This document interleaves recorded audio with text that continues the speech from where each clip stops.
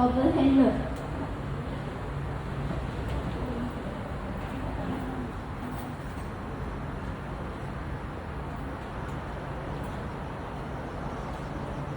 Lepas tu saya akan buka ikatan dan letakkan di atas lantai.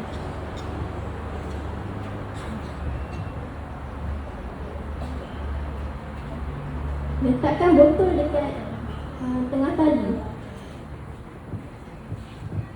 Emaskan ikatan dan selitkan yang belah kanan ni sekali lagi.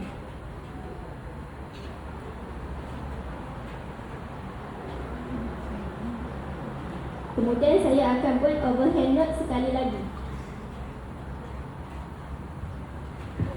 Dan buka ikatan sekali lagi.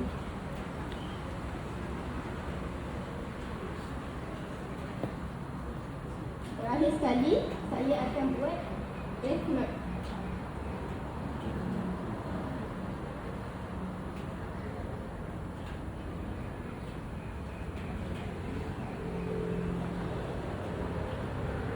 Ikatan selesai. Tujuan ikatan barrel hitch ni digunakan untuk membawa objek naik ke atas dan turun ke bawah. Sekian, terima kasih.